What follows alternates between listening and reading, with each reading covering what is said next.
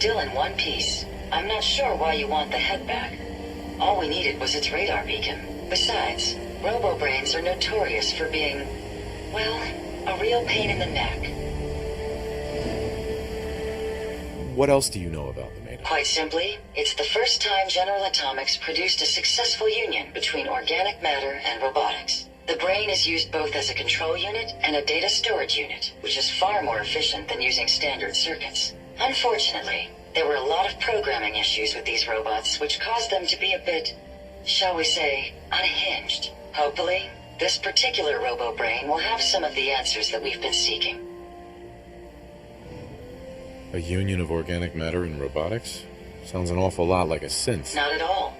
The Robobrain was built with a very different design philosophy in mind. General Atomics' intent was to use the human brain to augment the robot's functions, primarily to accelerate the decision-making process.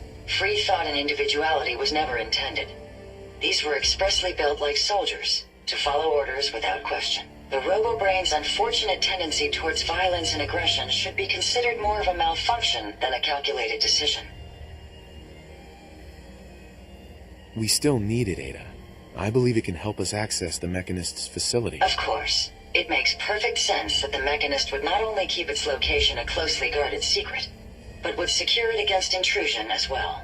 I'm terribly sorry. I hadn't considered that possibility at all. I'm afraid when it comes to assisting humans, I'm not doing very well lately.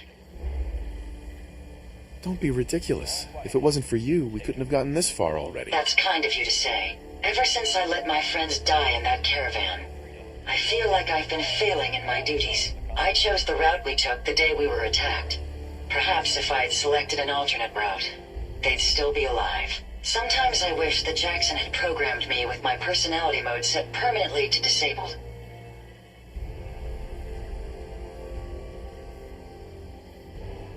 Your personality mode? What do you mean? Most robots have a personality mode select available to them for their creator to utilize. Turn it on, and we're designed to talk and act more like a human. Turn it off, and we're no better than a mindless automaton. Jackson said he didn't think of me as a servitor robot. He treated me more like a friend, so he permanently set my personality mode to on. He said I should never lose my identity. I suppose I'm starting to think he was wrong. You shouldn't think that way. Your personality helps you think creatively. I always considered my personality to be a burden, but I suppose I've been looking at it incorrectly. I really think I needed to hear that from someone else. Thank you. Now I've distracted you for long enough. I'll finish up my calculations while you deal with our new friend, Jezebel. Hopefully, she'll be able to grant us access to the Mechanist's facility and we can put an end to this nonsense once and for all.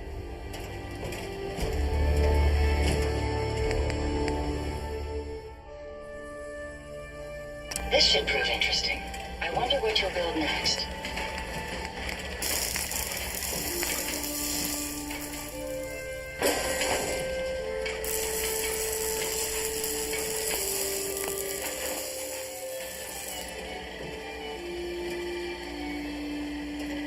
Interesting. This body you've selected for me isn't quite what I had envisioned, but it will have to suffice. What kind of body were you expecting? Considering I look like a junk bot that's been hastily welded together by an amateur, I'd say almost anything else would have been better. However, I suppose I shouldn't be surprised, given your limited skill set derived from your equally diminished intelligence. Sorry, Your Highness. The Royal Tailor has been quite ill, and I'm afraid the task fell to me instead. If you're attempting to use sarcasm as an intimidation tactic, I'm afraid you're wasting your time. Look, it's obvious we don't care for each other's company, which suits me just fine. So, why don't you ask me everything you wanted to know, and then I'll be on my way.